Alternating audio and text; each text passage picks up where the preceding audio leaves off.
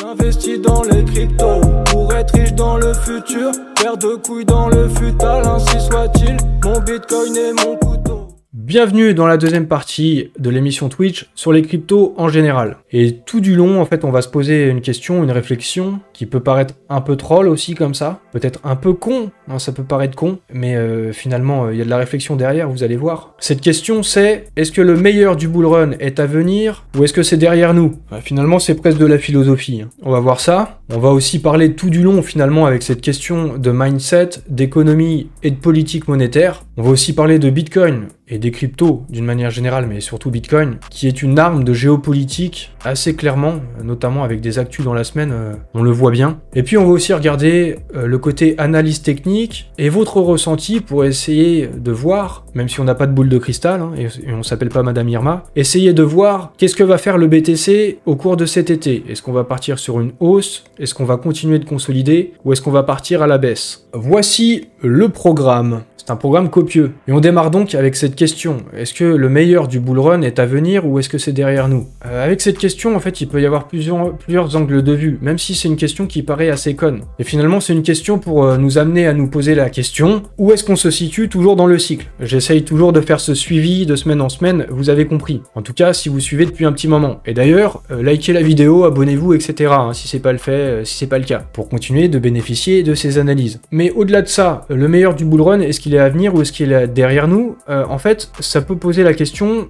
et il faut l'envisager, est-ce que ça peut se terminer maintenant? C'est aussi une possibilité, faut pas l'exclure tout de suite, même si, perso, je pense pas. Je pense que le meilleur est à venir, je pense qu'il n'y a pas eu d'euphorie, hein. En tout cas, on le sent bien, il n'y a pas d'attention du grand public, et du coup, on attend l'euphorie. A priori, moi je pense qu'il y a des chances que ça arrive sur la fin de l'année, tout ça. Et dans ce cas-là, le meilleur du bull run serait à venir. Mais on peut aussi se poser ça, la question sous un autre angle, et c'est peut-être là où ça devient un peu philosophique. Est-ce que le meilleur, c'était pas quand c'est pas quand les prix sont bas, encore comme actuellement il y a des opportunités par exemple sur les alts? Et est-ce que le pire, ce sera pas quand on va devenir zinzin, quand on va devenir dégène pendant l'euphorie, quand il y aura que des nouveaux qui vont être persuadés que c'est la révolution et que ça peut aller que to the moon? Et il y aura des comportements débiles. Donc peut-être que le meilleur, sous cet angle de vue-là, le meilleur, c'est peut-être derrière nous. Ça dépend toujours de quel point de vue. Le meilleur pour faire les bonnes affaires, c'était derrière nous dans ces cas-là. Si le meilleur avec l'euphorie est à venir devant nous à l'avenir. Donc voilà hein, pour la philosophie. Et maintenant, déroulons. Franklin Templeton, gestionnaire d'actifs aux 1600 milliards de dollars, envisage de lancer un nouveau fonds crypto. Ils investiraient dans plusieurs cryptos, pas seulement sur Bitcoin et Ethereum, mais aussi sur d'autres cryptos, donc aussi sur des alts. Et donc ça, ce serait plutôt de bon augure pour créer de l'euphorie, etc.,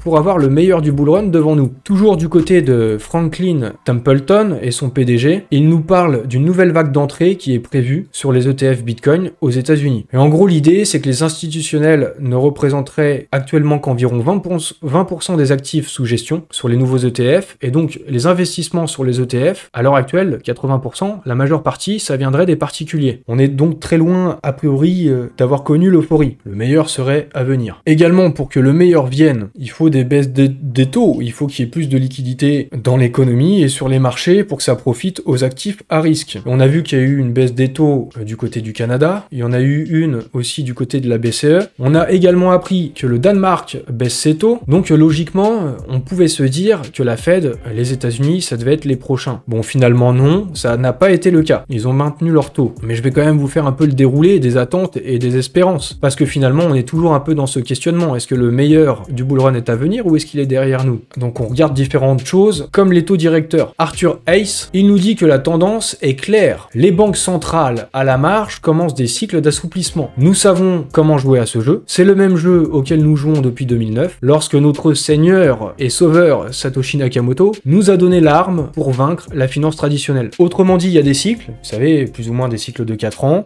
Satoshi, il a pas trop mal fait les choses, il aurait calé aussi son cycle avec le halving, etc. tous les 4 ans sur l'année des élections, année où il y a généralement des assouplissements, parce que voilà, c'est électoral, faut se faire faire élire, etc. Il faut que l'économie aille bien, ou en tout cas donner l'impression que ça aille bien. Et ce genre de politique fait plaisir au marché. Donc voilà, on s'attend et on s'attendait à une baisse des taux. Ça c'est le jeu auquel il faut jouer sur les cycles. Et donc on se met à acheter d'abord du Bitcoin, c'est la Bitcoin dominance, puis là il parle, Arthur Hayes, il parle des shitcoins, donc bon c'est plus ou moins c'est les altcoins quoi, avec l'euphorie, etc. Ça c'est ce qu'on espérait, parce qu'on attendait une baisse des taux de la banque centrale, les banques centrales qu'on aime bien critiquer, mais finalement on attend qu'elles baissent les taux pour faire pumper nos bagues. Je trouve ça assez marrant, voilà, du coup je vous le fais aussi remarquer. Mais cette baisse des taux, le but c'est qu'il y ait plus de liquidité dans l'économie, mais ça provoque aussi de l'inflation, la baisse des taux. Justement, si les taux ont été augmentés, c'est pour faire baisser l'inflation. Donc si on baisse les taux, on peut craindre à nouveau une hausse de l'inflation. Et là, Maxi le Crazy Investor, il me dit que les marchés n'aiment pas ça. Mais d'un autre côté, les marchés, ils aiment pas non plus quand il n'y a pas de croissance. Et il y a des craintes au niveau du chômage. Si on a un chômage élevé, un chômage qui augmente, bah en fait, il faut agir sur la liquidité, sur les taux. Il faut plus de liquidité pour ne pas casser l'économie, parce que si on casse l'économie,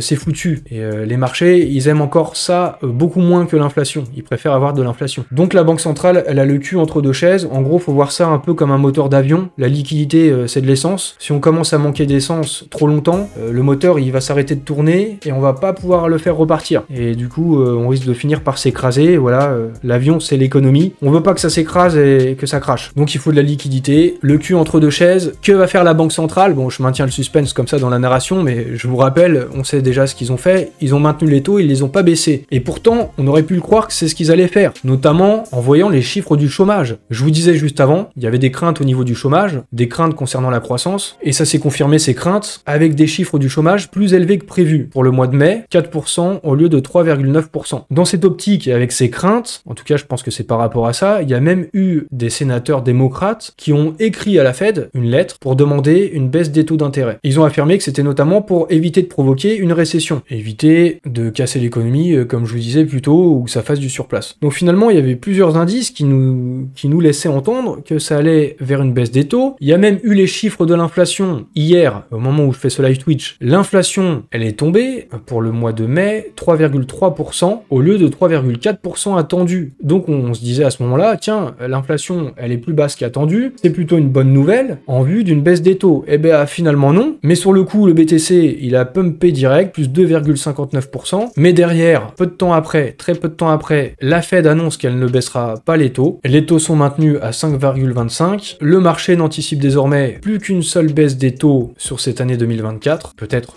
sur septembre, un truc comme ça, septembre-novembre, au moment des élections, hein, donc plus ou moins. Et du coup, le marché a réagi directement après la hausse, bim, retour au point zéro, reset, reboot, et donc pas de baisse des taux. Et donc, on en revient à la question, est-ce que le meilleur du bull run est à venir ou derrière nous? Finalement, tout peut vite s'inverser, tout peut vite changer, on le voit aussi sur les graphiques, ça tient à quelques décisions, notamment là la baisse des taux. Et pour Make It, pour réussir hein, dans les cryptos, pour devenir riche et devenir rentier, entre guillemets, si on caricature, et bah c'est beaucoup plus difficile qu'il n'y paraît, en tout cas quand on arrive dans les cryptos. Cryptomatrix, il a fait un sondage pour savoir qui c'est qui avait Make It, c'est seulement 4,6% des gens. Finalement, il y a autant de gens qui ont tout perdu, 4,5%. Près de 16% des gens qui sont toujours en négatif et 75% qui espèrent sur ce cycle Make It, qui espèrent réussir. Mais donc c'est pas si simple, pas simple du tout. Voyons maintenant quelques autres points et on va voir qu'en fait, effectivement, Bitcoin, les crypto-monnaies, ce sont des armes géopolitiques. Notamment en regardant ça, 90% de toutes les transactions en crypto-monnaie sont faites avec des stablecoins adossés au dollar. Donc, si on revient un peu à la banque centrale, politique monétaire, etc., on voit en fait la dominance, l'ultra-dominance du dollar. Donc, il y a bien des enjeux géopolitiques, des enjeux au niveau de la monnaie, des enjeux au niveau de l'économie. Trump, alors c'est pour séduire l'électorat, hein, évidemment, en vue des présidentielles, mais du coup, Trump va tenir une table ronde sur le mining des crypto-monnaies, également pour que les crypto-bros votent pour lui. Il a déclaré qu'il souhaitait que tous les bitcoins restent fabriqués aux États-Unis. Il s'oppose aussi au CBDC, aux crypto-monnaies de banque centrale. Donc ça, c'est pour séduire l'électorat. Il se la joue un peu bitcoiner, mais sans forcément avoir compris le principe de la décentralisation. C'est la décentralisation qui donne de la valeur à Bitcoin. Donc tout centraliser aux États-Unis, c'est pas une bonne idée. Il a peut-être pas compris tous les fondamentaux, mais par contre, il a bien compris que Bitcoin était une arme géopolitique et de politique tout court pour les élections. Pour appuyer ça, une autre nouvelle au cours de cette semaine, pour appuyer le fait que c'est bien une arme, il y a des enjeux enjeux géopolitiques. Selon l'ICBC, la Banque industrielle et commerciale de Chine, qui est la plus grande banque du monde, donc c'est pas anodin ce genre de déclaration, eux ils pensent que Bitcoin et Ethereum, ce serait de l'or et du pétrole numérique, respectivement Bitcoin de l'or et Ethereum du pétrole. Ça peut être significatif, d'une part parce que c'est la plus grande banque du monde, mais aussi parce que derrière, il y a la Chine. Et quand on pense aux ETF du côté de Hong Kong, BTC et ETH, en spot, quand on repense au fait qu'ils pourraient se connecter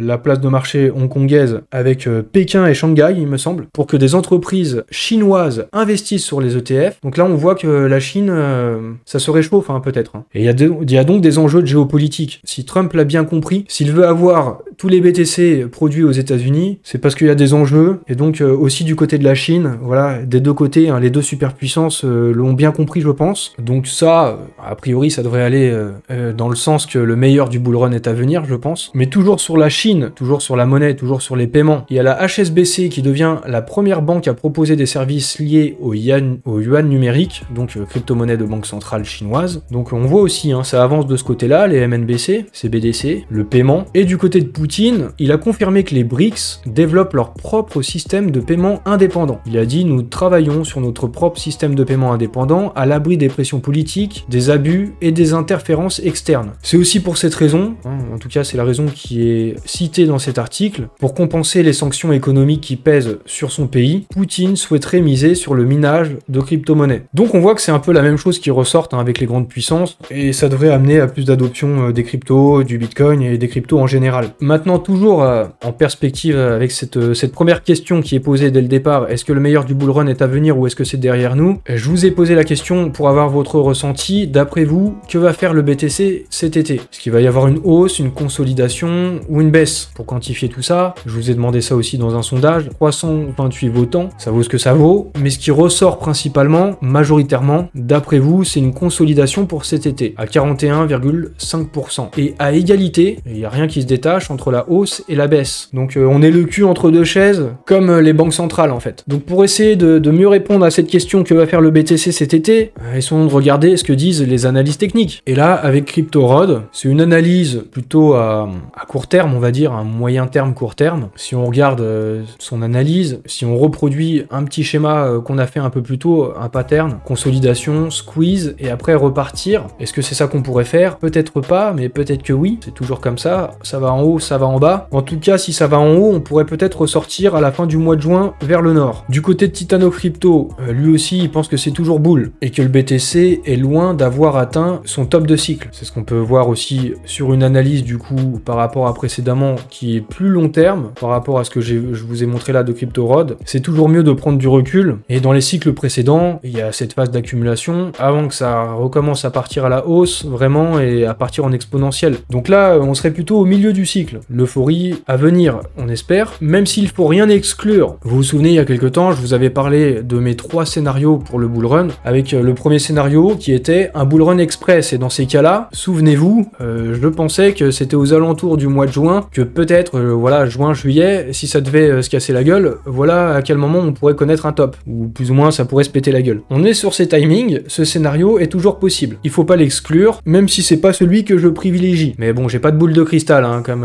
là sur l'emoji. D'après une autre analyse de Moustache, bon, lui il faut faire gaffe aussi parce qu'il est quand même souvent très très bullish. Mais là, ce qu'il dit, j'ai l'impression que ça reste quand même assez pertinent. Si on regarde les années précédentes, 2017 et 2020, les cycles précédents, eh bien on a quelque chose qui se répète à l'identique, ou à peu près à l'identique. En gros, une période de consolidation ici sur la zone de l'ancienne ATH. C'est ce qui s'est passé en 2017, c'est ce qui s'est passé en 2020, et puis derrière, ça part bien fort en 2017, fort aussi en 2020. Est-ce que c'est aussi ce qu'on va connaître là sur 2024? En tout cas, on a une période de consolidation. Et elle est longue, cette période de consolidation, parce qu'en 2017, ça avait duré pendant 56 jours dans la zone de l'ancienne ATH. En 2020, ça avait consolidé pendant 21 jours. Et aujourd'hui, ça fait déjà 100 jours à peu près, une centaine de jours. En tout cas, au moment où vous regardez sur YouTube, on a dépassé les 100 jours de consolidation sur la zone de l'ancienne ATH de 2021. C'est aussi ce qu'on voit bien sur le graphique, c'est la même chose, c'est cette même idée. Donc, en partant de ce principe, et pour répondre à cette question du départ, ça peut paraître bête dès le début, mais après, on étaye avec de la réflexion et de l'analyse, le meilleur du bull run serait plutôt à venir. Et concernant les alts, d'après l'avis de TechDev, on serait au max de la compression par rapport au cycle précédent, voilà, si on reproduit la même chose aussi, ça devrait péter. On espère, voilà, on espère que ça va faire to the moon, hein. C'est ça qui nous amènera l'euphorie. Pour l'instant, on n'y est toujours pas, mais bon, d'après Titanov Crypto, l'alt season, elle aurait déjà démarré,